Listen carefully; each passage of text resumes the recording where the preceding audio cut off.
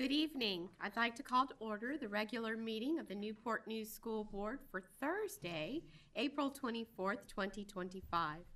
On behalf of the members of the school board and Dr. Mitchell, I welcome each of you present this evening and those who are watching on TV and online. A quorum is present to transact the business of the school division. We will begin tonight's meeting with an invocation and pledge to the flag. To do the honors are two students from Jenkins Elementary. We have Peyton Dean and Maria Peterson. First, Peyton will come forward and deliver the invocation. She will be followed by Maria, who will come forward and deliver the pledge. So Peyton, will you please come to the podium? You may introduce yourself and then get started. Good evening. My name is Peyton. I am a fifth grader at Jenkins Elementary School. I am the student council president at my school. I am happy to deliver the invocation for today's school board meeting. Did you know that April is National Poem Month? No, I did not. It is, and I have created a poem for you. Oh, thank you. As a student of Jenkins, I stand with pride. In Newport News Public Schools, we learn and thrive. Each day brings a lesson, a challenge to meet with teachers who guide us and friends we greet. In the halls of our school, where dreams come alive, we're encouraged to grow, to question and thrive. From the colors of math to the world's history, we unlock our knowledge, we build our story. At Jenkins, we're jaguars, bold and strong. With hearts full of hope, we all move along. Our spirit is bright, our future is so clear. We're leaders and learners year after year. To the school board, we offer our thanks for giving us guidance and filling our ranks. With your support, we reach for the sky and dream big and bright as we soar up high. So I thank you today for the chance to be here, to stand as a student with a voice so sincere. Together as one, we continue to grow and share the wisdom we're destined to know. Oh, Go. my.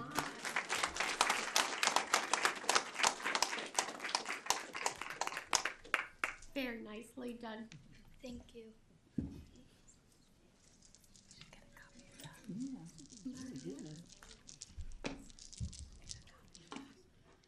Hello. Put your right hand on your heart. Okay. Good. Stand up and do it. I pledge allegiance to the flag of the United States of America and to the republic of which it stands, one nation, under God, indivisible, and liberty and justice for all. Thank you.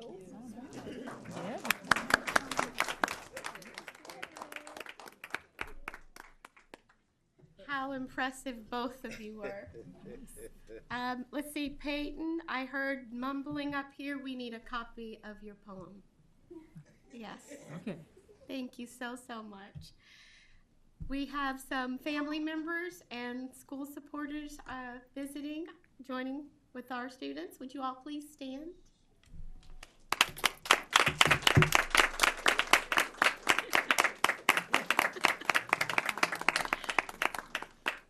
Thank you so much for taking time to bring them to our meeting tonight. It really does help us focus on the important things. Thank you. The next item on tonight's agenda are the school board recognitions. Dr. Mitchell, would you please join me at the podium?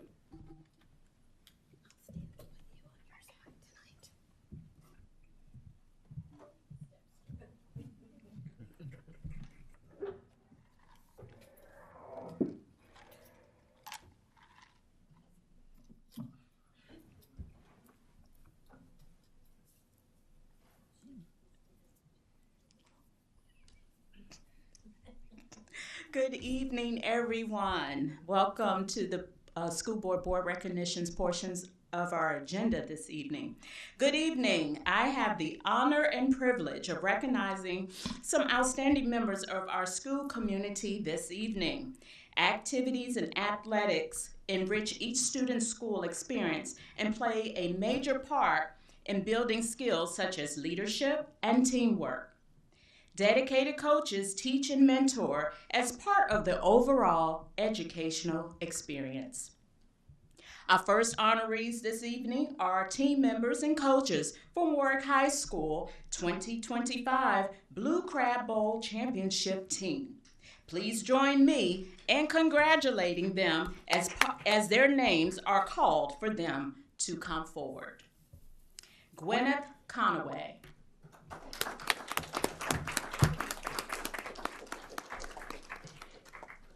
Darwin Roblero De Leon.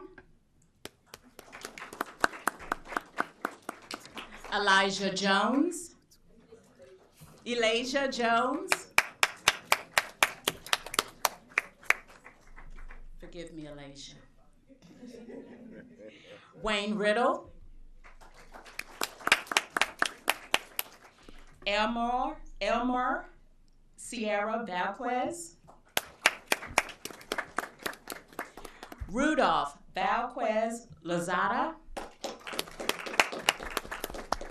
And may we also have Warwick's head coach is Tristan Rivera and assistant coach is Victoria Allen.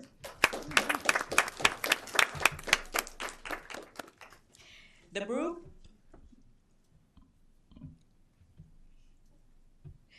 Blue Crab Bowl is Virginia Regional's competition of the National Ocean Science Bowl. The Blue Crab Bowl showcases some of the Commonwealth's most talented science students as they display their mastery of ocean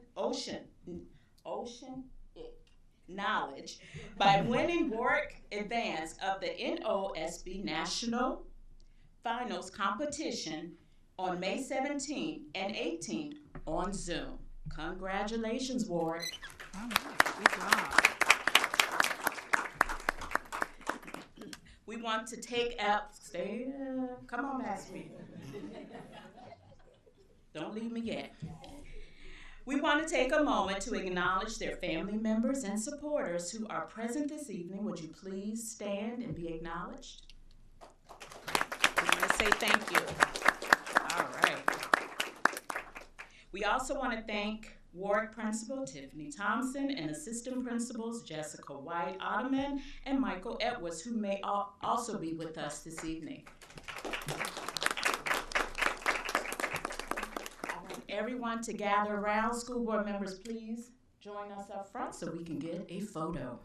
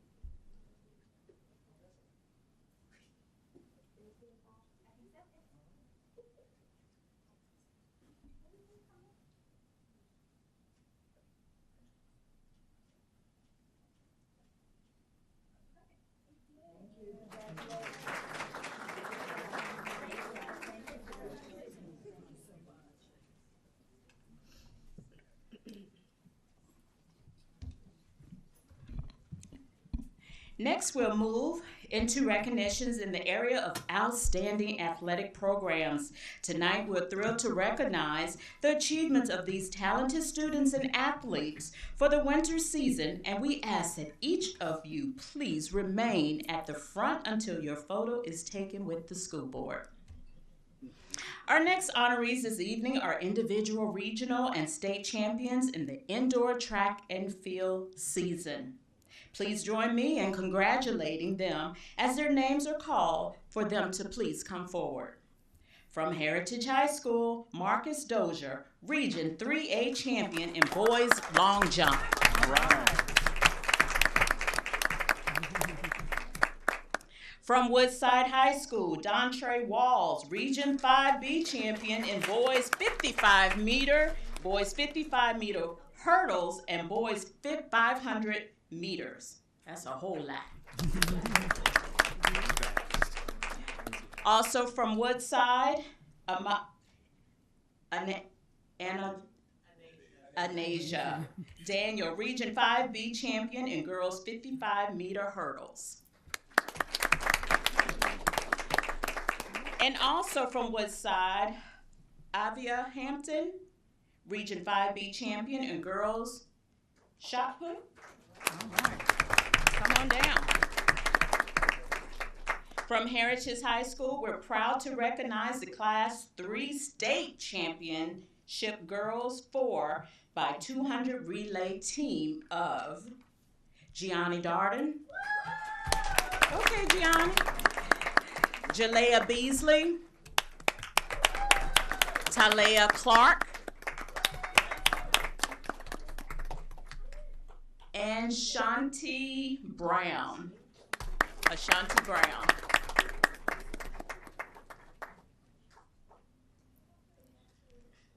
Heritage head coach is Ray Pollard and assistant coach is Jackie Bateman.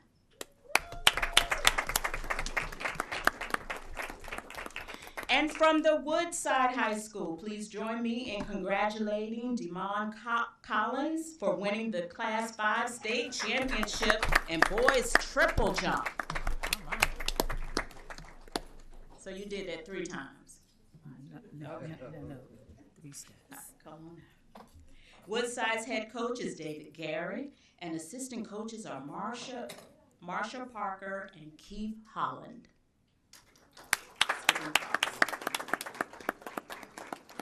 Congratulations to each of these outstanding student athletes. We want to take a moment to acknowledge their family members and school faculty who are here to support them. You stand to be recognized? Absolutely. Stand on up there. Thank you for coming out. We're going to take a quick photo. School board members, please join me to the front. And any principals, come on in. I see you. Don't be shy. Come on.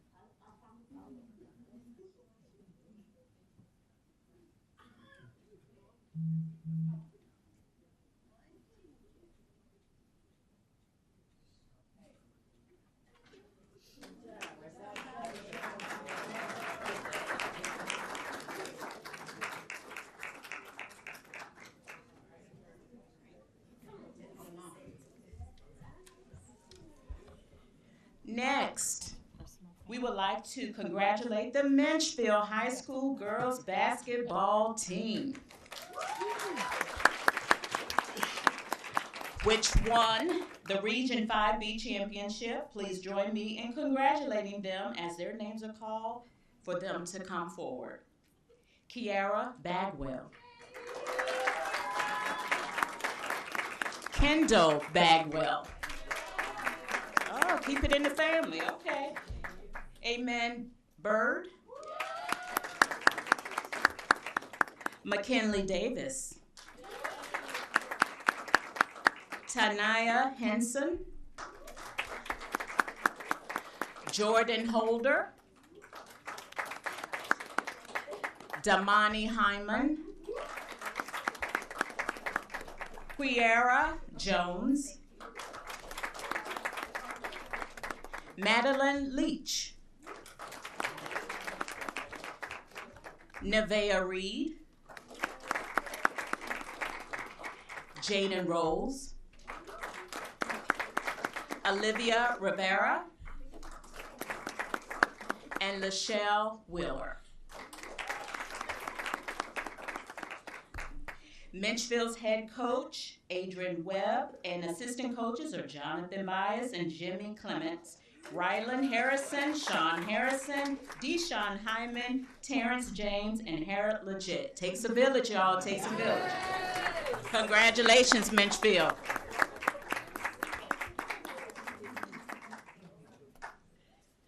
We want to also at this time take a moment to acknowledge their families and members and supporters who are in the audience. Please stand. We want to recognize you. Thank you for being here. And school board members, come on over. We're going to get a photo.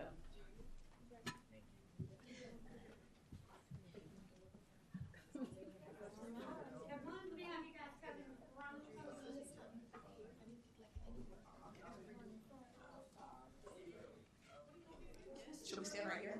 Yeah. Oh. I can't get in the back.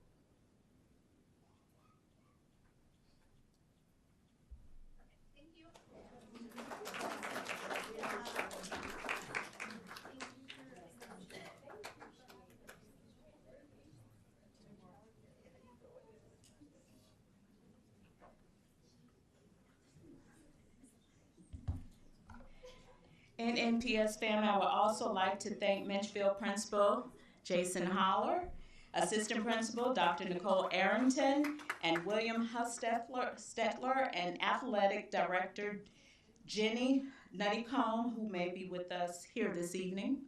Wave. All right. Thank you for being here.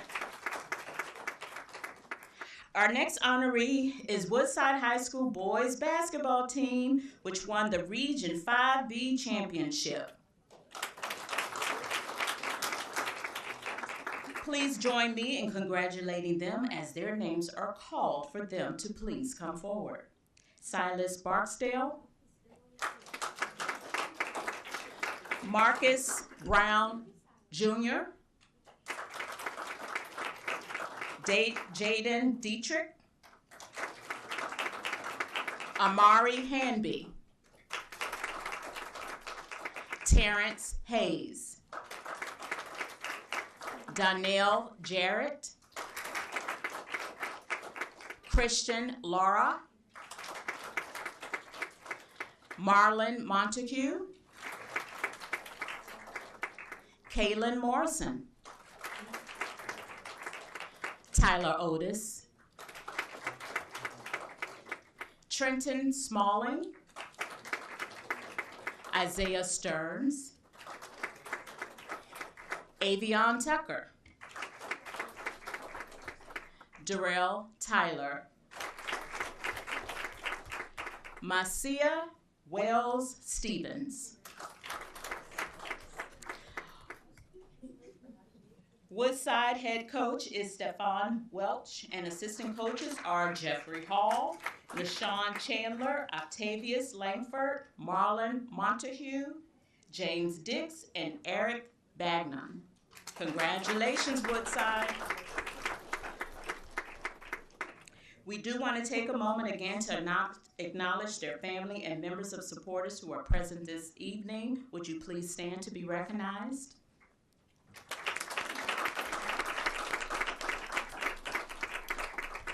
We would also like to thank Woodside Principal Dr. Mary Hardesty, Assistant Principals Michael Bellamy and Grace Foley, and Athletic Director Eric Battle, who may be with us this evening. If you are, please wave. Thank you for all you do. Again, we're going to get a quick photo. School board members, please join me.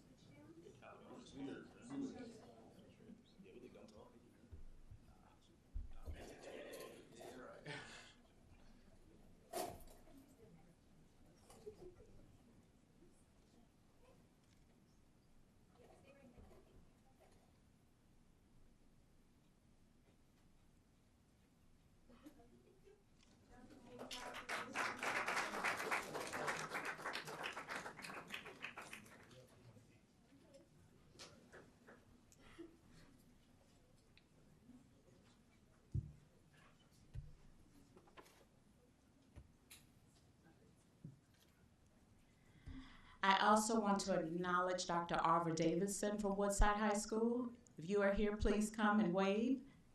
You want to say thank you?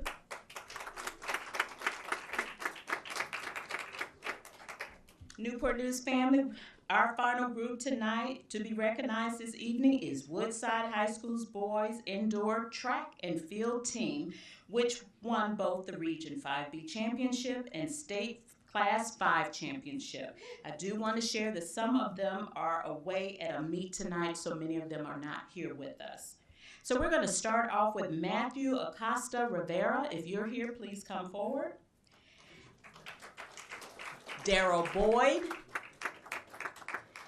Xavier Canfield, Damon Collins, Zian Darby, Jared Flowers.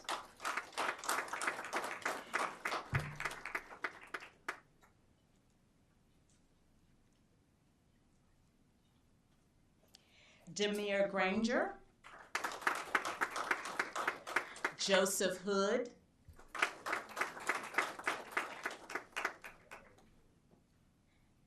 Mason Mompoint,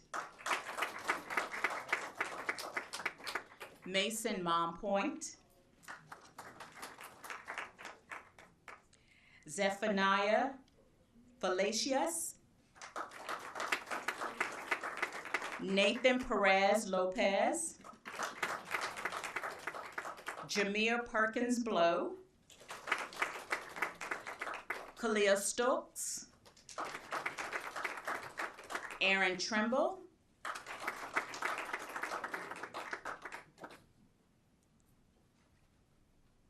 John Trey Walls,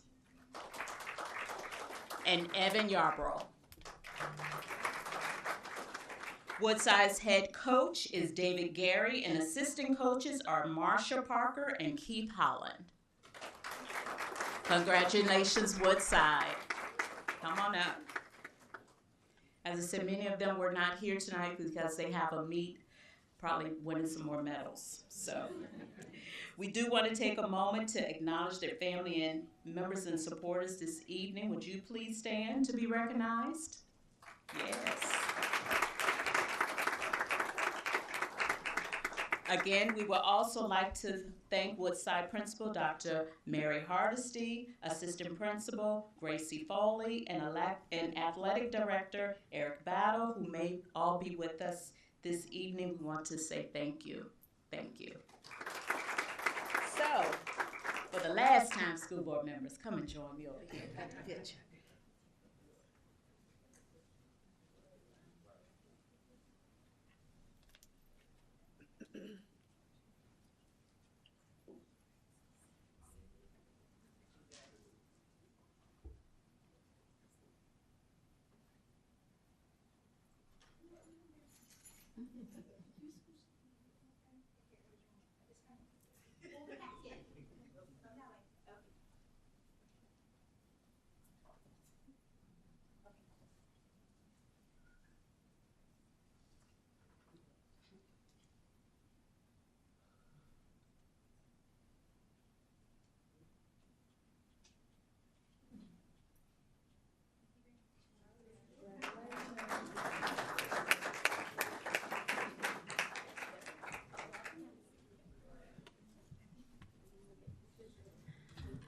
All right, so at this time, our board recognitions have concluded, but our viewing audience will get the NNPS spotlight at this time. Those of you who would like to leave, you are welcome to do so, but you are welcome to stay for the remaining of the meeting, and we'll see you in about 6 minutes. And then go down and take a picture with Peyton and then we need some hand sanitizer.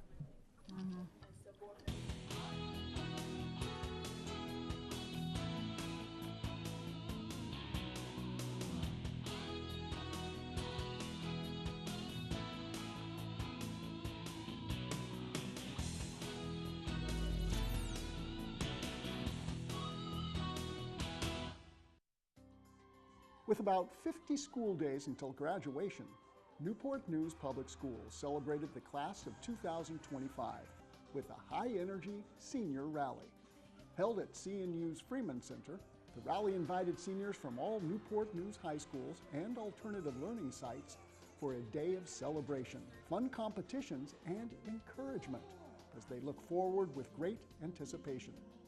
Students were enthusiastically greeted by principals and school leaders before formally being welcomed by School Board Vice Chairman Dr. Terry Best and CNU President Bill Kelly, who hopes to see many of these graduates enrolled as captains next school year.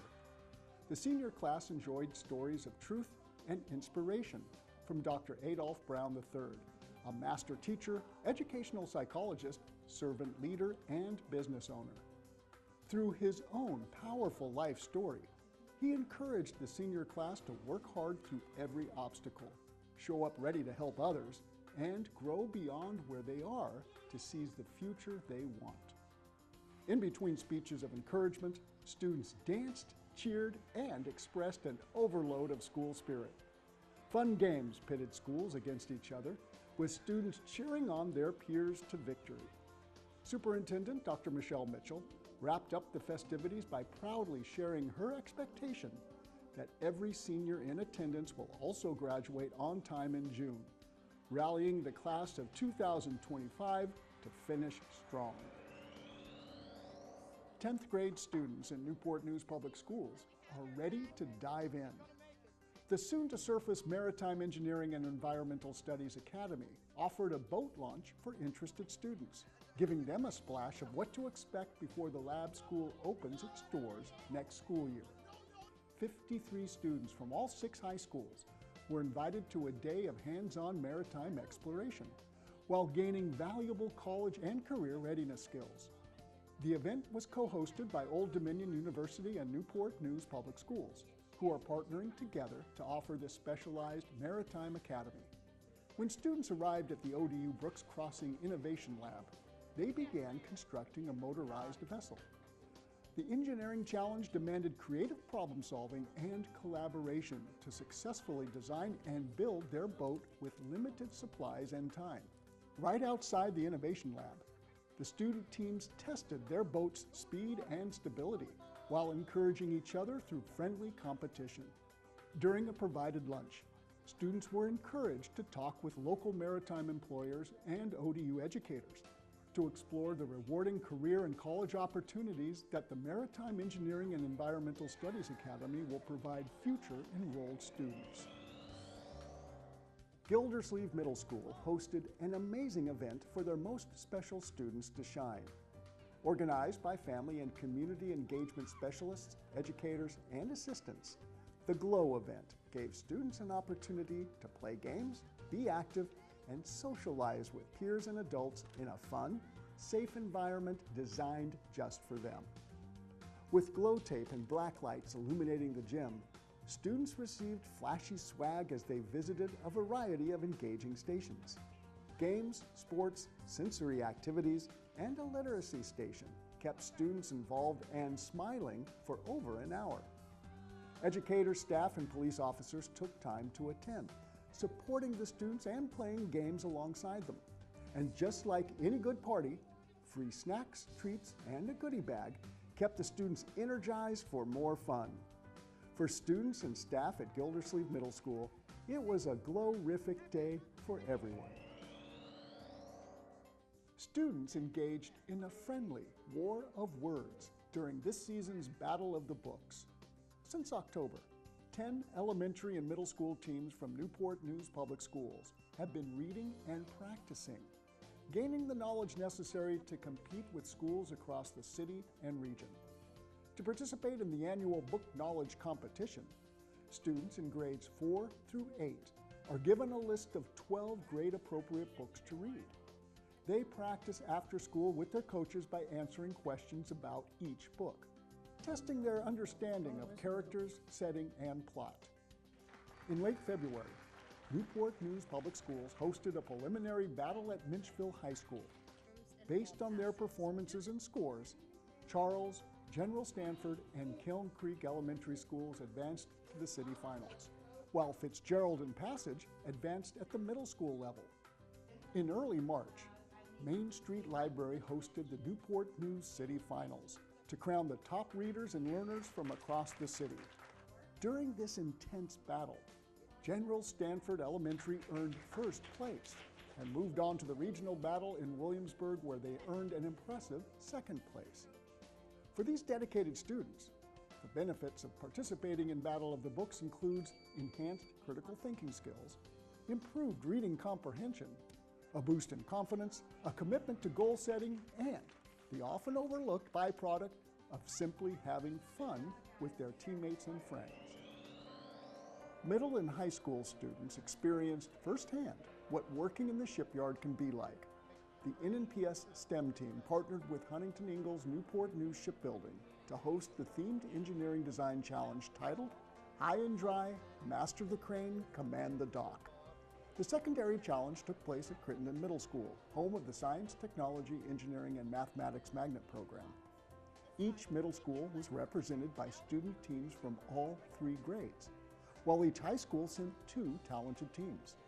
During the multifaceted challenge, students had to become certified crane operators, draw digital blueprints for their own custom crane, purchase building supplies using a limited budget, and construct a fully working gantry crane, capable of lifting as much weight as possible. This real-world challenge replicated a number of different STEM careers, while emphasizing teamwork, communication, and problem solving for the student teams to succeed. The top winner for middle schools was Passage's 6th grade team, followed by Gildersleeve's 8th graders and the 7th grade team from Ella Fitzgerald. Among high schools, Warwick's Team 1 placed first, leading Minchville's Team 2 and an Achievable Dreams Team 1.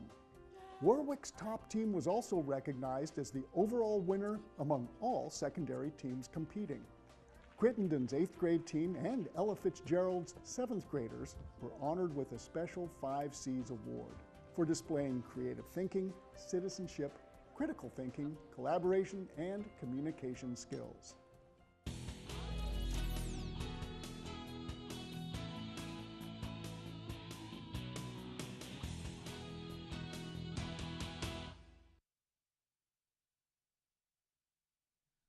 I hope you enjoyed this month's School Board Spotlight.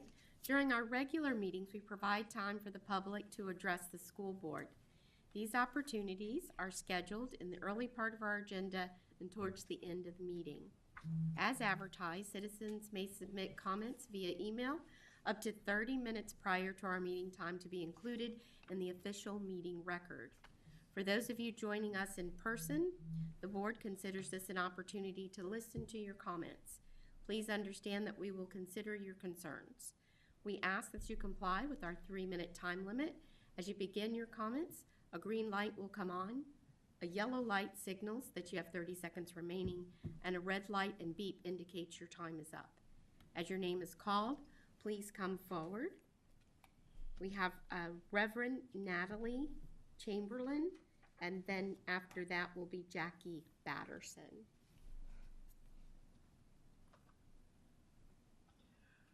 Good evening, ladies and gentlemen of the board. I'm Reverend Natalie Chamberlain. My pronouns are she and her. I'm part of a broad citizens coalition that have been attending these meetings for nearly 2 years now. We support equality and respectful treatment of all children, including trans and other LGBTQIA+ youth. I was invited by Dr. Mitchell to be a part of the Strategic Planning Steering Committee that has been convened to look at where the district is and where it's going. One of the things that I have noticed is that in all the education speak, there's a disconnect between espoused and lived values. Any document that talks about all children of the district and yet singles out one group to be othered is not very honest. LGBTQIA children and youth, and especially those who are trans, have been othered. These children and youth are not concepts for discussion, but flesh and blood people deserving of the same respect and care as every other child in the district. We're asking for your assurance that you're doing everything in your power to protect the queer community and especially those who are trans in your district. We are here in a visible way because they are not always so visible. I am asking you to live by the values you claim in your district documents. And I remind you just how important that is with all of the other people who are being othered by the current regime in Washington.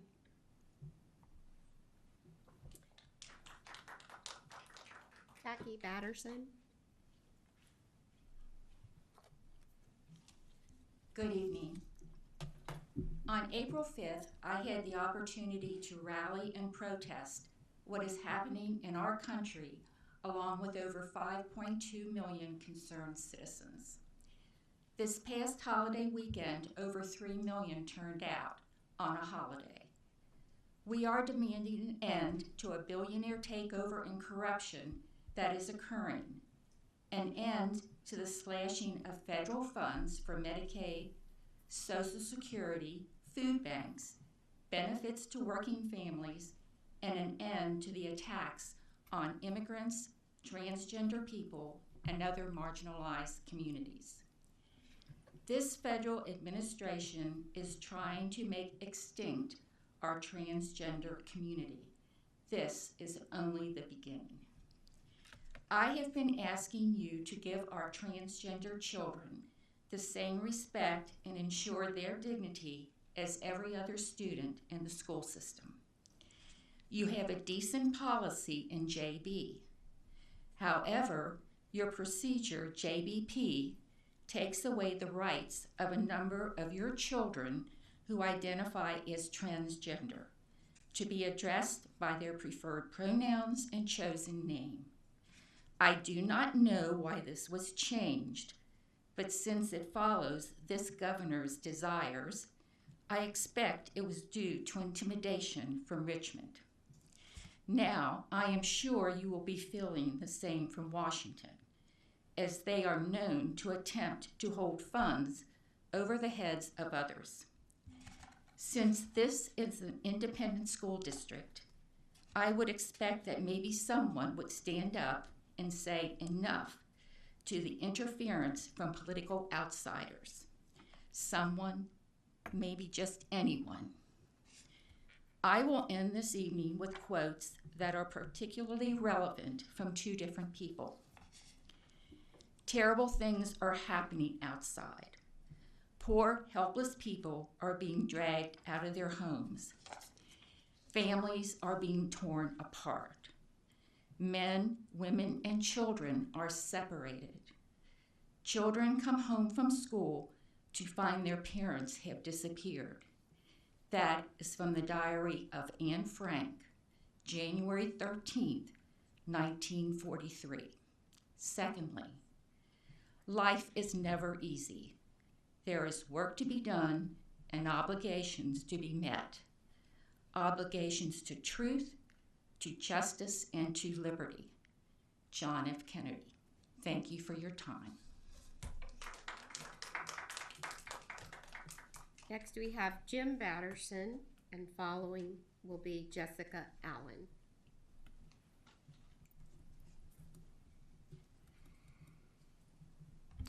Good evening, I'm Jim Batterson from Newport News. I'm here tonight to talk about a $1.5 million, million line item in your budget for next year, and that's the lighting of elementary school athletic fields.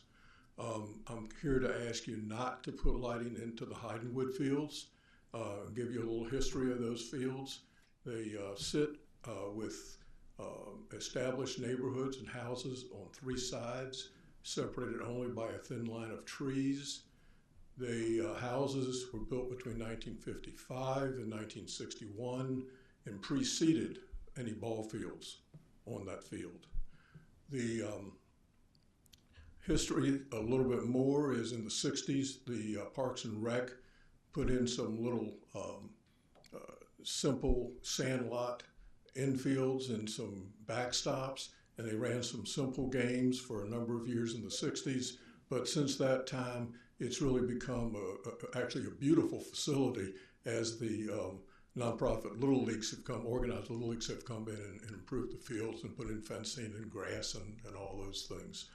However, in the 90s, a survey was done by Newport News Public Schools of the neighbors on those three sides, and they clearly said they did not want lighting and they did not want electronically amplified sound on those fields.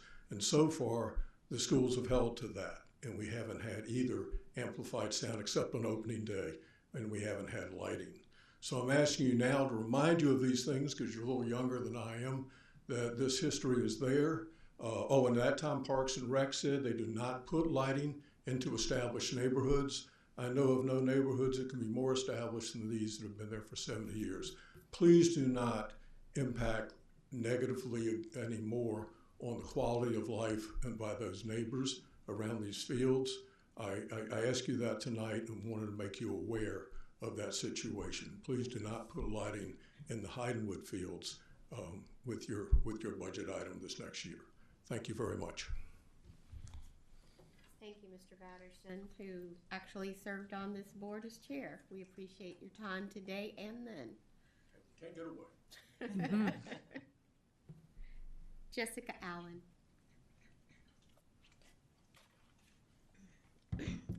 Hi, I'm Jessica Allen. I have two kids in the public school system, and this is our first year with school buses. And to say it's been a rough one is an understatement. Since the beginning of the school year, our school bus has been habitually late by, I'm talking 30 minutes. I've called transportation many times, and I've been met with a series of excuses, traffic, delays from previous stops, being understaffed, etc. While I can empathize with those situations, I can't continue to use those as reoccurring reasons why my children are late for school and why I'm late for work. It's just unacceptable.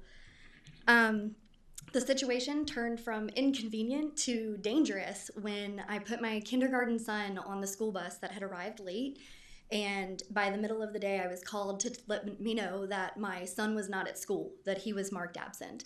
And I don't think that it's too much to ask that parents don't go through that moment of panic of where is my child that I put on a school bus while the school staff puts eyes on their kid. He was fine, he was at school. A lot of checks and balances failed that day, but the first one was the school bus not being on time. The last straw has occurred over the last month. I noticed on the app that the school bus was way out yonder, so I canceled my morning meetings and I took my kids to school, and I spoke to somebody and explained the inconsistencies and issues we've been having over the school year. It was at that time that I was told that there is no bus driver assigned to my kids' route, and we should expect 30-minute delays to an hour. There was no formal communication from transportation to let us know that. I'm thankful that I have a job that allows me to stay with my kids in the morning, where I can get them on the school bus or get them to school if the bus just doesn't come, which has happened. I know there are a lot of parents that don't have that luxury, and we live in a world where we have to be considerate of the evils out there. We lost Newport News students earlier in the year to gun violence at a school bus stop, and we have yet to see action when it comes to the buses being an hour late or a bus driver not coming at all. My question today, don't need an answer today, but my question today is, what actions are in place at the moment to rectify this? We cannot let students stand outside waiting for a bus for an hour. It's unacceptable, it's unsafe, and I don't think I'm asking too much for this to be looked into. Thank you.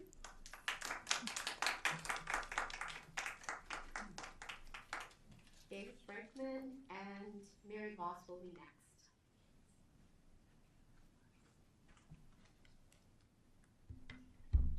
Good evening, board members. Remove Section H from Procedure JBP and remove harmful lies from its Section G. Ranking children is not the point of school sports. The point of all of this is to make students college, career, and citizen ready, which sports support through physical health and social connection. Telling people, no, I don't believe you, I don't care that your parent believes you, you're not real, does not support social connection. School systems should defer, for the purpose of ranking, school systems should defer to championship leagues to set rules for what chemicals constitute an unfair advantage and for how long. Supposedly, we have the current procedure JBP because parents didn't get enough of a say in their children's education. In Section H, they still don't. Only the governor gets a say in our school sports, despite state law saying that he doesn't get a say. Also, gender is not a decision, let alone one that someone else can make for you. It should be obvious that what haters have to spend so much time and energy enforcing is not a natural order as they claim. People are like this and have always been like this. Another way to promote college career and citizen readiness is to stop repeating hateful lies that have a causal effect on kids not reaching adulthood and on kids reaching adulthood without a support network for those pursuits. Quote, alternative facilities where you can opt out of ever using a bathroom that a trans person was once in does the opposite of promoting privacy and safety, and you need to stop saying that.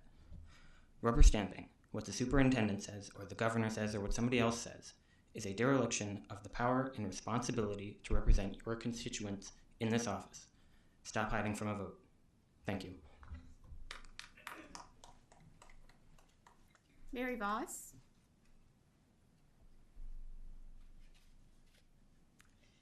Hello, Mary Voss, an NNPS teacher, parent, and graduate, and secretary of the Newport News Education Association.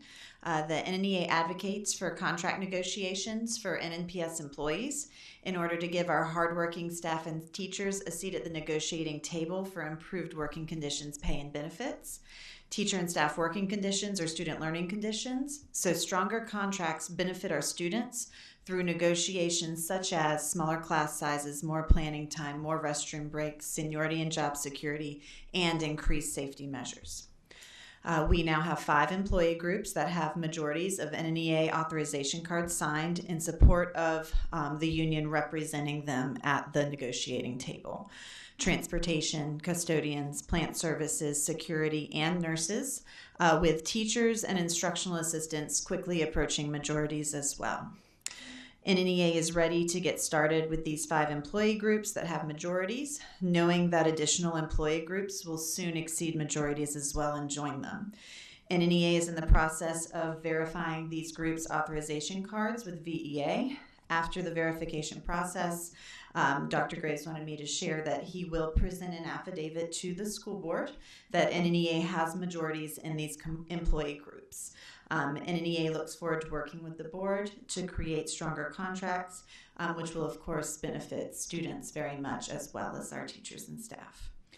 In addition, the NNEA is advocating for $1,000 bonuses for staff and teachers through matched funding from the proposed General Assembly budget, which includes a line item for recommended $1,000 bonuses for all state employees, which of course includes NNPS teachers and staff. Thankfully, the governor did not veto the recommended $1,000 bonuses for state employees. And you may recall on our recent NNEA budget survey, 94% of the nearly 300 employees that we polled strongly support these $1,000 bonuses for NNPS teachers and staff. Please follow the spirit of the General Assembly's recommended $1,000 bonus for state employees, which includes school staff and teachers. Finally, I asked the school board to protect our vulnerable students from attacks by the Trump administration, such as trans and other LGBTQ+ students, and also immigrant and migrant students in our district. Please stand up for these vulnerable children and teens by striving for the most respectful and non-discriminatory policies possible, such as the changes to JBP that was recommended by other speakers tonight in protection of LGBTQ+ students. And I do want to say thank you again to the board for limiting ICE's access to school buildings to what is legally required by law so that they cannot terrorize our students at school. Thank you for your time and consideration. Last card I have is from Joyce Blow.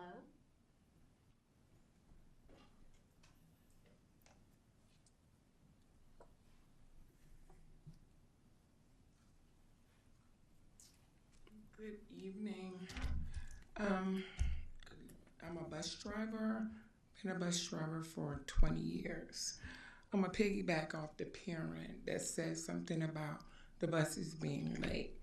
Now, we're about 100 drivers short. So if you have 70 between 80 call-outs, what can you imagine about them telling us you gotta double a run, maybe 2 runs or 3 runs out of one school, which means kids that's normally in school at 7 o'clock probably won't get to school till 8 or 9 o'clock. Then that goes on to the B school. Then it goes on to the C school. And their favorite word is, we'll take a late. And at this point, it seems like every time they hire new drivers, they don't last a month, probably not 2 weeks. And one problem is the behavior, the lack of the accountability of behavior in the administration of the school. So when the new drivers see it's not gonna work, they up and leave. We losing drivers like we lose socks in the washing machine. It's too many biased situations and prejudice in transportation against certain people, against certain groups. It's too much favoritism and disrespect on the job. If you speak up for yourself, then you're retaliated against. The rules apply to certain people and don't apply to other people. If you plan on hiring new drivers, they're not going to last long if things are not changed in the so-called White House. If we are already short-handed, we need to fix the problem instead of adding to the problem and putting more work on the drivers. Because once these drivers started calling out, you put some more work on other drivers, then they're going to start calling out. Then you put work on another driver, then they're going to start calling out. All I can say is good luck on finding drivers for 25, 26.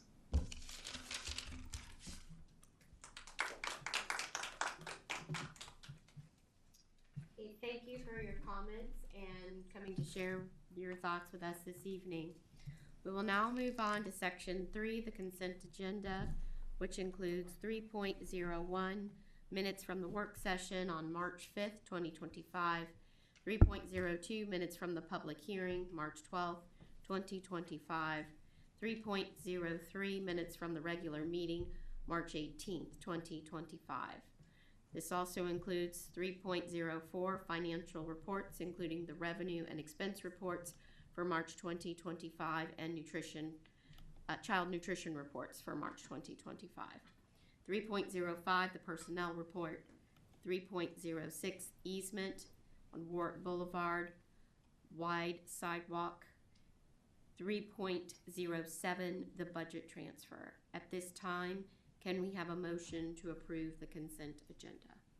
Madam Chair, I move to approve the consent agenda as presented. Okay, do I have a second? Second. Thank you, Ms. Amon. Any comment or response? Just one question about the sidewalk. As I understand, or just want to confirm, the sidewalk will allow students to walk to school at Passage. Is that? That's good. Okay. Okay. Other questions? Okay. Please call the roll. Hunter. 4. Alger. 4. Amon. 4. Best. 4. Brown. 4. Harris. 4. Searles Law. 4. Motion passes 7-0. Thank you. We'll move on to section 4, action items. We have 4.01, special education annual plan. Dr. Mitchell will take an update there. Thank you. Thank you, Madam Chair. As you recall, last month, Vivian Vitullo, Director of Special Education, came before you to present the proposed special education spending plan. Tonight, we are asking you to approve that spending plan. I believe that her department took a lot of time to look at the funding, what needed to be done, what our students need, and I am in full support of the spending plan that has been presented. Thank you very much. Do I have a motion? Madam Chair, I move to approve the special education annual plan as presented. And do I have a second? Second. Oh, yes. Thank you, Ms. Harris. I heard from that end.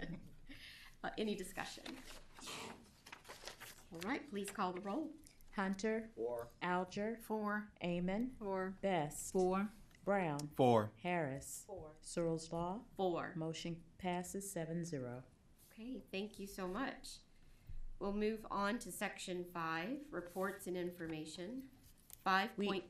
We have I 4. did it again. 4.0. I skipped that personnel action.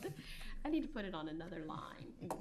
4.02, personnel actions. Dr. Mitchell, please let us know who we have. Thank you very much, Madam Chair. Tonight, I'd like to recommend Dr. Yvette Smith as the Executive Director of Human Resources. Dr. Smith has a doctorate in educational leadership and supervision from Wingate University. She currently works as the Assistant Superintendent of Human Resources and Professional Development with Wayne County Public Schools. We are excited about the level of experience that she would bring to us. Not only does she have a wealth of knowledge in human resources, but she also has been a school-based leader. She has been a teacher, an assistant principal, a director of curriculum. So she has a wide lens and experience in school districts. You want me to go to the second one? Yes, you can go to the second. We have a second one that I am recommending, Mr. Robert White as the new Executive Director of Public Information and Community Involvement. Mr. White has a Master of Arts degree from Liberty University. He currently works as a Communication Strategy Advisor for Fleet Marine Forces and Atlantic Marine Forces Command. He has also worked as a Public Affairs Manager and a Graphic Design Manager Illustrator for the United States Marines. Do I have a motion?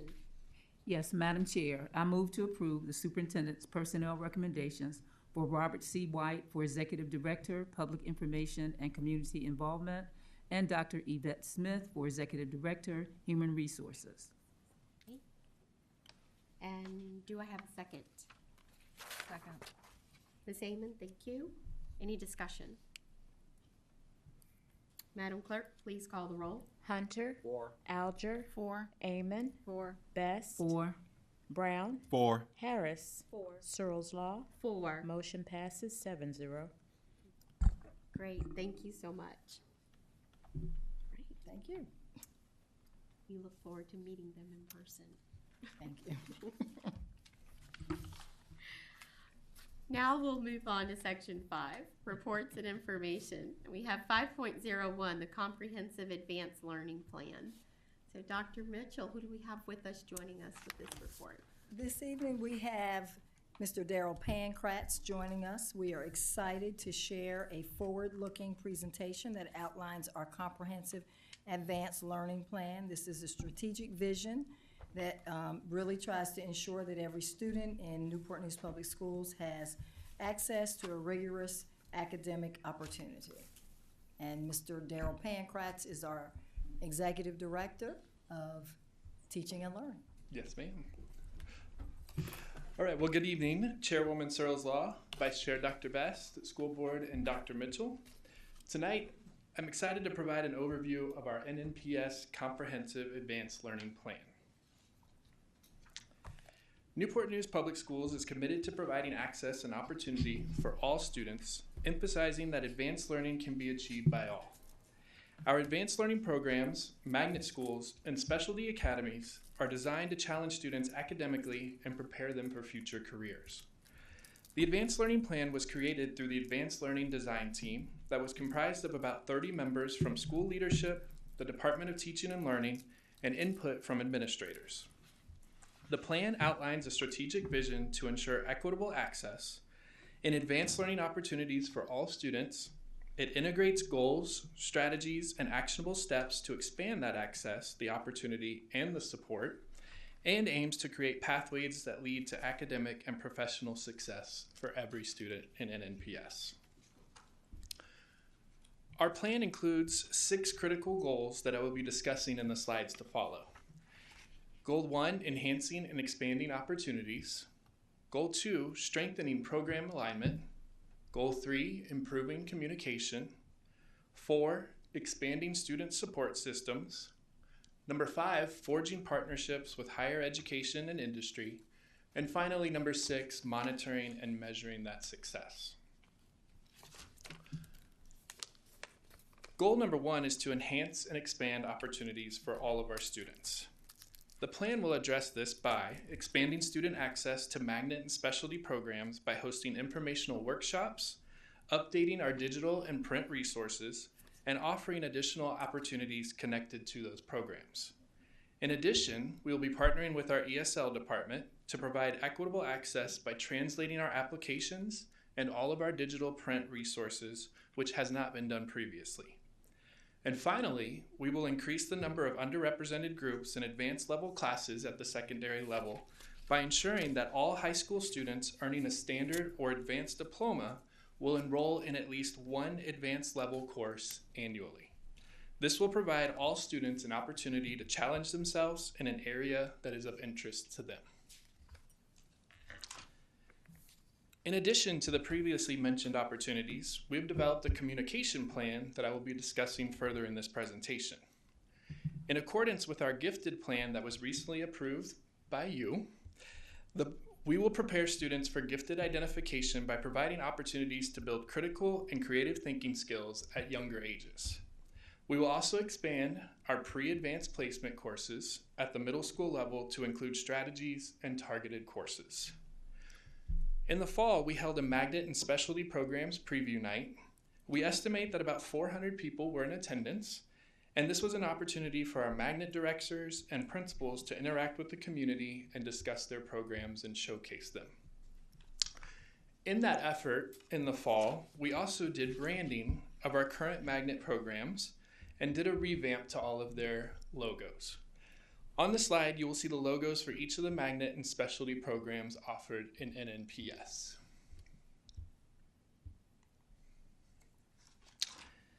Schools were also issued pop-up banners with their school logos, which you'll see on the right side of the slide above. They were given table overlays, which are on the left-hand side, and redesigned one-page brochures. These were all used at the preview night and individual school open house nights that followed afterwards. These were then sent with the schools so that they now have branding materials and kind of have a toolkit of a take your show on the road. I provided you brochure examples in the folder that each of you have, as well as our comprehensive advanced learning plan for you to see as reference. Goal number 2 is to strengthen our program alignment. The teaching and learning team will work to develop clear pathways so that counselors and families have all materials outlining feeder schools and advanced programs at all levels. We will also align curriculum at our program to ensure alignment with current industry standards. In addition, we will be auditing each program to identify strengths and where we can address improvement areas for each school. In this work, we have already had committee meetings with program-specific supervisors to align their efforts in helping with these programs. We have also gathered feedback from teachers, parents, and students to identify areas of need. And we have also implemented magnet and program administrator meetings to align the work of our advanced learning in each of their buildings. Goal number 3 is a big one. So we're going to go through each one of the things identified on the slide that you see in front of you. Goal number 3 is to improve our communication. And we have 8 steps that are listed on the slide above. Number 1 is we're going to create an interactive course guide launch. We'll be developing an interactive online course guide that will empower users to explore personalized pathways from pre-K through 12th grade. This dynamic tool will guide families and staff through a journey across all grade levels, highlighting advanced learning opportunities at each stage. Participants will have the option to navigate through various options to visualize educational pathways tailored to their NNPS offerings, supported, informed choices at every step of the way. Number 2 will be our advanced program playbook. We will develop a detailed division-level playbook for internal stakeholders. It will include links to the administrator handbooks, roles, procedures, courses, partnerships, recruitment processes, and professional development. This will streamline the management of magnet and specialty programs with clear guidance for program execution. Number 3, we will enhance our magnet website. We will update the NNPS website for better family and community engagement, clearly define program pathways, and create uniform interactives showcasing unique aspects of each pathway, making the framework more comprehensible and accessible for our external stakeholders. Number 4, we're going to expand our extended learning story. So broadening that extended learning content to include diverse, experience-based activities and provide thorough information on our summer programs and additional opportunities, emphasizing student learning experience beyond traditional classroom settings for student growth and opportunities. Number 5 is our social media strategy. We will enhance our social media presence to promote programs. We will utilize Instagram to share success stories, magnet branding, and increase awareness. We will also use this to highlight NNPS advanced learning programs through engaging content that captures community interest and boosts student involvement. Number 6 is our magnet program branding initiative. We will incorporate advanced learning program branding into all of our school merchandise, create program-specific t-shirts and school spirit items to foster pride. We'll establish Magnet Spirit Days and special events to celebrate achievements, enhancing unity and community engagement within the student body. Number 7 will be our Magnet Professional Development Framework. This will outline a professional development plan for staff related to program implementation. This will focus on training that aligns with program responsibilities, ensuring administrators and teachers are prepared to support advanced learning and specialty programs effectively within their buildings. And number 8, we're going to create a Magnet Administrator Handbook. This will ensure administrators are well equipped with a comprehensive handbook outlining each program, partnership, recruitment strategies, and advisory processes. The handbook will serve as a vital resource to guide effective program management and align with advanced learning goals at each school. Goal number 4 is expanding student support systems. Through mentoring, tutoring, and counseling programs, we will provide targeted academic support for students in advanced courses. In addition, we will expand our summer readiness programs to students in 6th through 12th grade. Previously, it was 9th through 12th. This will include AB and IB prep in the summer, as well as summer boost opportunities for students to get a jump start before entering the next year with an advanced course. We will accomplish this through our summer school programs and embedding advanced summer opportunities.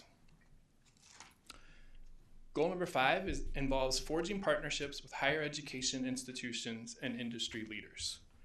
We are expanding partnerships with higher education and industry to provide more opportunities for dual enrollment, internships, and a track for students to earn an associate's degree before leaving high school. We will also collaborate with local business partners to increase internship opportunities for our students. In an effort to increase our dual credit program, we will need to invest in our teachers. We are working with Christopher Newport University to help create a pathway for teachers to become dual enrollment certified. Many teachers have a master's, but it may not be in the content needed to teach the course. We are establishing programs that will allow teachers to obtain the 18 graduate hours in specific subjects to teach the dual enrollment courses. We are focusing on English, math, science, and social studies as our first cohorts. Goal number 6 is our monitoring and measuring success goal. We will conduct annual reviews for all of our programs in Newport News Public Schools. We will be looking at key indicators such as enrollment trends, program completion rates, academic outcomes, and post-secondary placements. Also in Goal 6, we will be joining the Magnet Schools of America organization.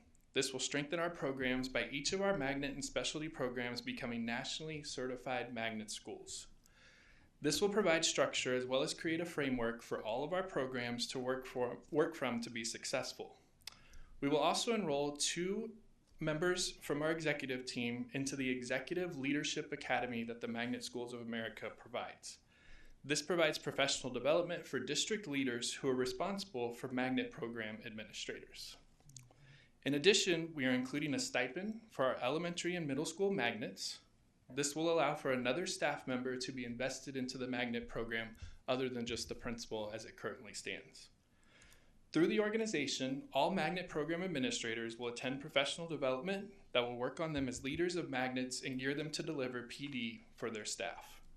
This will align with the efforts of all staff knowing about the Magnet and being able to speak about it. This will also provide guidance on how to make our Magnets stand out in their specialty areas. Thank you for allowing me the opportunity to present our NNPS Comprehensive Advanced Learning Plan, and I can now answer any questions you may have. Okay, I know we have a few questions. I'm just going to make a statement. In one presentation, I think you covered concerns from almost every board member up here, and Yes, I'm ma'am. very, very thankful. Now, Yes, ma'am. I will let the next. Yes, Ms. Avon. And this is Yes, ma'am. more for maybe those watching that may not, say you have an elementary schooler and you're learning some of this.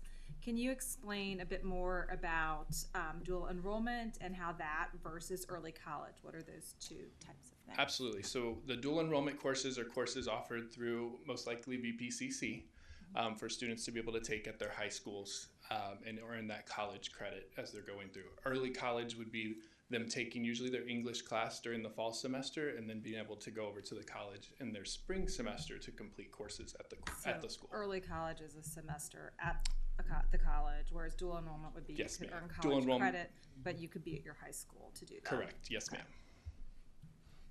Other comments or questions? Yes. I had attended the preview night. Yes, ma'am. Which was excellent. I mean, I think there was more. There were more than 400 people, honestly. Okay, I'll take it. My question is, how many of the folks that came, or how many applications did you actually receive as a result of all the marketing and everything that's been done? I can tell you at least, I don't know if it was, the effect of the preview night, Right. but on-time applications this year for elementary was 597, middle school was 423, and high school was 410. Wow. And that was on-time applications. The Magnet application portal closed December 16th. And is this different than prior years? Yes, ma'am. We saw increases, especially at the high school level from there. So, yes. And it was great because at that event, they were able to go speak to the high schools, see exactly what the high schools could offer them, and all the schools. But we definitely saw increases at the high school level. Yes, ma'am. Okay. Mr. Brown. Yeah. So my question is as well, more so for the community in regards to Goal 5 forging partnerships. So if I am if someone is a leader at a company or they own a small business and they would like to partner with us, how should they and how can they get in contact with us, and what are the types of opportunities that you're looking for those companies to provide to Newport News? Absolutely. So they can definitely reach out to my office. We have a committee that's working on specifically those partnerships. And so what we're truly trying to strategically develop is those companies or those business that are in our community that align with that Magnet program. So like for instance, we have aviation at NB. So what aviation companies are out there that can align with us and work with us?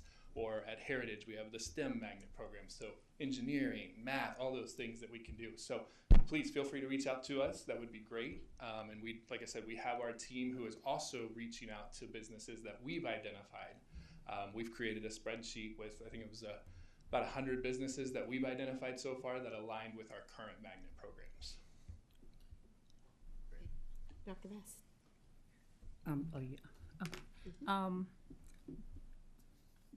One of the concerns regarding the Magnet program, because I will ask people and I try to encourage and always push it, especially as we get close to the deadline for people to apply, is that there is I guess, and I'm gonna ask you to speak to this, like a misconception that you can't have a quote unquote challenging child. And I've had people say, well, I'm not gonna apply to that because they're gonna deselect my child. Or if the child is at their home or assigned school, they're not going to work as hard to help them.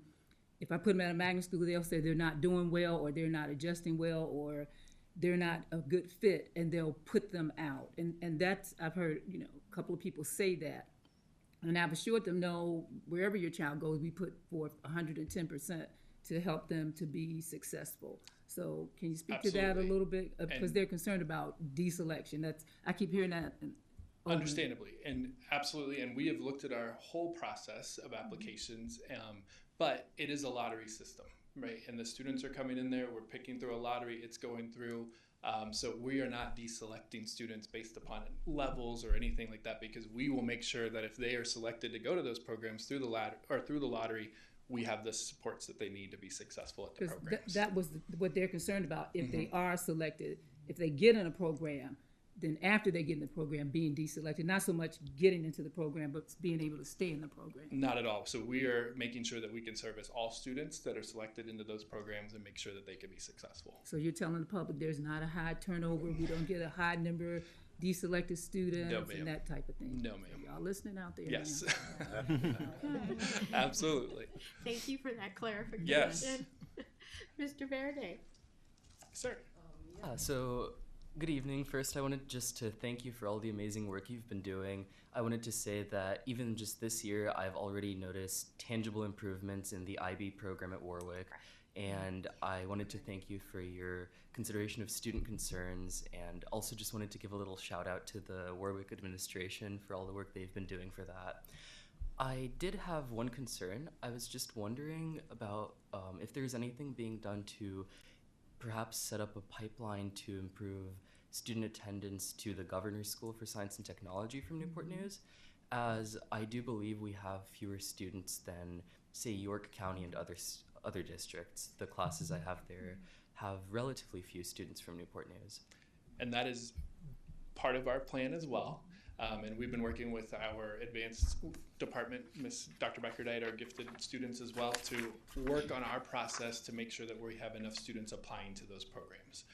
And so making sure that the applications are at the schools where they need to be, making sure we've translated them in certain instances, so that way we will have more students applying to those programs. And Mr. Verde, if I can also add that while we have students who obviously are in their program, one of the differences between our district and York County is our students have so many other options.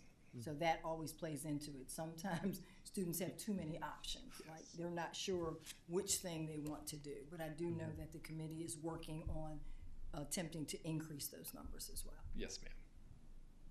All right, thank you so much. Yes, thank you. Thank you. Any other questions or comments? We appreciate your presentation. Right. Thank you very much. Appreciate it.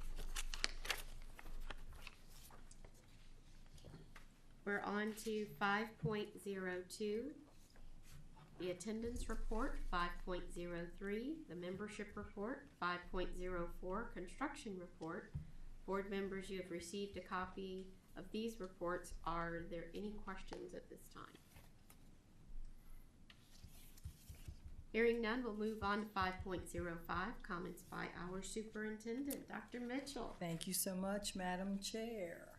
I will begin my comments tonight with sharing that middle and high school students representing each of our secondary schools in Newport News participated in the school division's Engineering Design Challenge, which was held March the 28th at Crittenton Middle School.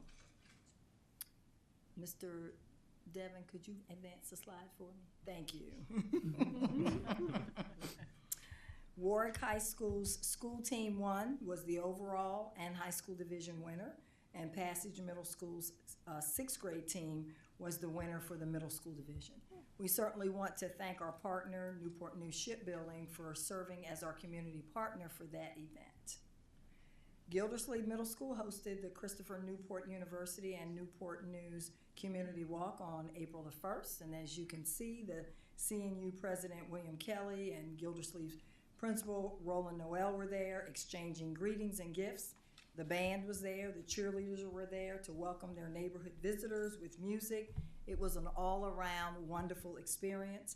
I do want to thank some of our special participants, Delegate Shelley Simons, Senator Danny Diggs, Police Chief Drew, who comes to everything, And of course, school board member Lisa Searles Law was there as well. Moving on, students at Denby High School's Aviation Academy. All of these things are exciting, but I think this excited me the most today.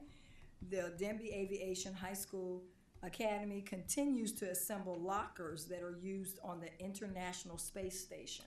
Many people were not aware of that. And they recently received photos of one of their autographed lockers that is right now in use on the station. So since 2016, our students have worked on the lockers as a part of the NASA Hunch program. And Hunch stands for High Schools United with NASA to Create Hardware. So a wonderful opportunity for our students. Katherine Johnson Elementary School was honored with a very prestigious Christine Darden STEM Community Partnership Award on April 17th at the Innovations in Family Engagement Symposium. It was held in Raleigh, North Carolina. A cross-departmental collaboration worked together on the STEM Night event that was recognized. The Darden Award recognizes individuals and schools that have made significant contributions to enhancing STEM education and impacting family engagement. So we are excited about that award. Of course, for our school board members, Newport News Public Schools hosted the 2025 Virginia School Boards Association Tidewater Regional Spring Networking Forum right here at Woodside High School on April 22nd. The event included dinner, judging of the event's art contest, and music provided by our students and groups, as well as a business meeting. And we can say that our very own Mr. Verde was there and did the introduction of our keynote speaker, and our keynote speaker was a former student representative, Mr. Jordan Moody.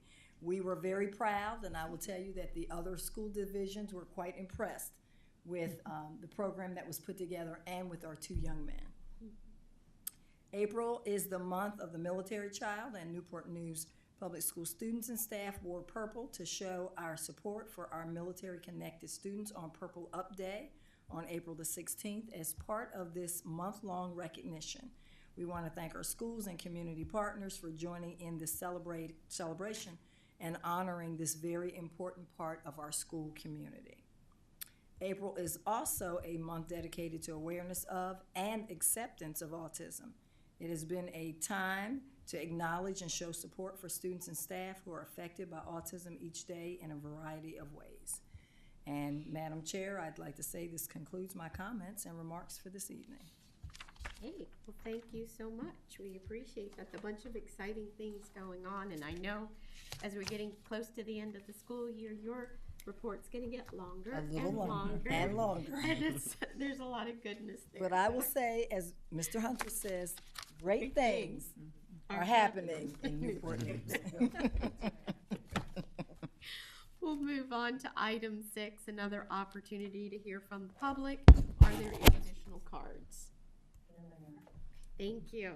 We will now move on to the agenda section for matters by the school board. We will begin with Mr. Verde. So, as I've often done this year, I'll start by just sharing some of what's been going on with SAGE. So, every SAGE meeting, we have a part where students share what's great about their school so that we can learn about different high schools than the ones we go to. And to help capture their thoughts and incorporate them in a school division video presentation, the Channel 47 TV team attended our meeting yesterday to tape individual students as they shared what they liked most about their school. And we were really excited to be able to have so many student voices incorporated in that video, and to also be able to discuss what we could improve about SAGE next year. Our last meeting will be in a couple of weeks, and I believe it's May 7th. We will be electing a new student representative, and seniors at that meeting will also be able to share their plans for post-graduation. Speaking of seniors, I hope that all of my fellow seniors are doing well, and I wish everyone a wonderful rest of the school year. Thank you. Nicely done. Mr. Hunter. Oh, thank you, Lady Chair. Great things are happening in Newport News Public Schools. That being said, I'm going to yield my time to another school. Well, thank you. Ms. Naiman. Sure. I will just echo what Mr. Verde said. We're all back from spring break. We got about a month or so to go, so don't let up on the gas. Keep pushing forward and finish the year strong. Perfect. Ms. Harris. It's been a busy last few weeks. I did want to shout out Soundscapes. I was able to go on a tour at Carver Elementary School and meet some of the students that are part of that amazing program and see them actually practice their string instruments and prepare their ensemble pieces. And so I really just wanted to shout out that program that's housed at two other, I think, Discovery and then Greenwood as well. Mm-hmm. So yes, I wanted to shout out the team there. Thank you, Council Chair, Woman. Our school board chair for inviting me to the PTA Awards reception on Monday. That was also a wonderful sight to see. 30 awards were given out to students in a variety of categories, dance, visual arts. It was a plethora of talent that is within Newport News Public Schools. So thank you for that. The Tidewater Regional Networking Forum, where we had an exceptional speaker, Jordan Moody, who is near and dear to my heart, but it was great to see all of Virginia represented, all of the school boards represented, and coming together and getting rejuvenated and motivated through that talk. This morning, we attended the Peak Childhood Rise and Shine Breakfast, which is a new site. I don't think it's quite open yet, is it? Not yet. Just yet. The Newport, they're working on opening up that new site to provide early child care at a level of education and enrichment that I think is really going to change the game. To provide families an opportunity to leave their kids in a safe environment where they can go off to work and know that their children are being fulfilled.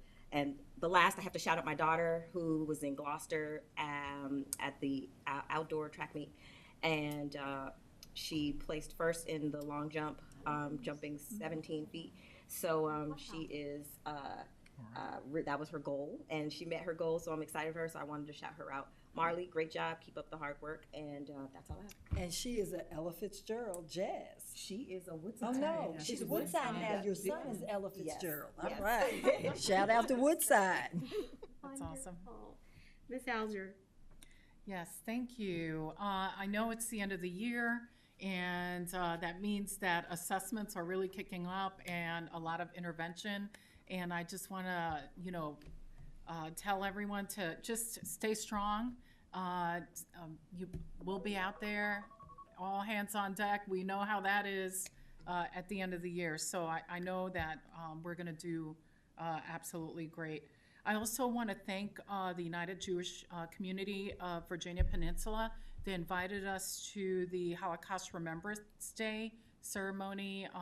I was able to attend, and there was a student from Gildersleeve that wanted, that was presented an award there, and which was really great for his artwork. So, we're doing great things throughout the community to represent and be ambassadors on behalf of the school system. And Mr. Brown. All right. Well, I'll echo Ms. Alger's comments to please finish strong. Make sure that you hold tight to the end, all the way to the end of the year. You're in the home stretch now, so please keep up the routines that you've been doing that have made you successful to this point. You want to maintain that discipline all the way through to the end of the school year, and we look forward. I know that we all look forward to seeing you come across the stage in early June. We're looking forward to seeing everyone and hearing about your great plans for post-graduation. To my fellow board members, it was an honor that we were able to be the host division for Tidewater region, for the Virginia School Board Association networking event, which was hosted at Woodside High School. And by all accounts, we put on, I think, a world-class event. And we had two great student speakers who represented our division very well. And we have a lot to be very thankful and proud of. We have a student representative, a former student representative who's actually coming back to our school division to be a teacher. And so that speaks, I think, very well of the division and the types of investments that we've made. We can see the fruits of our investments, and that's what's always very enriching, I think, to me as a board member. We got to see a lot of that tonight. The investments that we've made into extracurriculars and athletics, we saw the students come forward and receive those awards. That is, I believe, a result of the types of investments that we've made through our budgets and making sure that we provide opportunities for kids to do those activities and grow. And then lastly, I'll say, just along those same lines, we have some tough decisions to make. As always, education is a tough business. There's challenges and tough decisions to make, but the decisions only get harder the more time that goes by. And we know that, I think we know now that there is some hard decisions that we need to make around our transportation and around our zones for our schools to make sure that we're optimizing within the budget that we have and the resources that we have, the number of routes and the distance traveled that kids are going to school, and looking at via our own policy, the levers that we can pull via policy, what is the optimal mixture that we should have. And the longer that goes on, the harder the decision becomes and the bigger the budgeting impact gets. You know, transportation, I believe this year is going to be roughly about $28 million of our budget. It only gets bigger, and the impacts of those decisions or waiting only gets tougher. So I hope that we do tackle looking at our school zones and looking at our policy via transportation very soon at a work session, sooner rather than later, so that we can address the concerns that we know are out there within the community and set ourselves up for next year to be a very strong year. Thank you, Mr. Brown. Dr. Bess. Thank you. Couple of things. For spring break, a shout out to Katherine Johnson's Crimson Thunder under the direction of Mr. Tyrone Hodges. And I had an opportunity to follow them during spring break, and they performed in West Palm Beach, Florida. And they actually had a large number of parents, probably maybe 40 or so family members that accompanied them. Many of them, they drove or they flew, so they had a really good support group there, but they really represented Newport News Public Schools. They're really an elementary drumline that performs. If you haven't had an opportunity to see them or hear them, they perform at a high school level. And the people in Florida, they have a really expanded community drum program, but they were thoroughly impressed, and they brought home about 3 first-place trophies. They did extremely well, so a shout-out to Crimson Thunder at Katherine Johnson's Elementary School. Second thing is that I'm just going to continue to encourage, I'm going to just really start pushing this. Boys and girls, you have to read. Just find something that you're interested in. You're just going to have to read. Get a book. You don't have to read all the time. Keep it near you. And whenever you have a free moment, read. And parents, read to your students, read with your students, and you model reading for them as well. We're just going to have to just keep pushing that out there. And finally, to all of the Newport News staff members, as a former staff member, as a former educator, this is one of the hardest times of the year. I know that you come back from spring break, and you have to make it to Memorial Day. You say, can I just make it to Memorial Day? And then when you get back from Memorial Day, you got to make it to the last day of school. I sincerely thank you from the bottom of my heart, all staff members, for all that you do to get us there. We've been receiving such good news from our leadership team as to the hard work that you've been doing. And boys and girls, we know that you're going to rock it out on those tests. So thank you, staff, teachers. Hang in there. We believe in you, and boys and girls, make them proud for all their hard work. Thank you. Thank you, Dr. Best. My comments are, one, tonight to me showed our budget in action. Being able to see our students come, as Mr. Brown mentioned, those are things that we've invested in, and it's such a joy to be able to see that the students are engaged, and it's helping propel them. Another thing that has been on my heart is this board. I just want to thank this board for keeping students the main thing. It is a hard thing to do, sitting in a political seat, but you all have seriously kept the main thing, and I'm really proud of that. And then the last ones that I'm just thoroughly proud of are our staff. You guys are what makes our children be able to grow and glow and move forward and be the great that they are. And it is a tough time of the year. We all find ourselves doing this for everything we have to go through, but let's straighten up, let them see us get through it in a way that is honoring and in a way that really speaks to our excellence in Newport News Public Schools. So thank you. Have a good night. Meeting adjourned.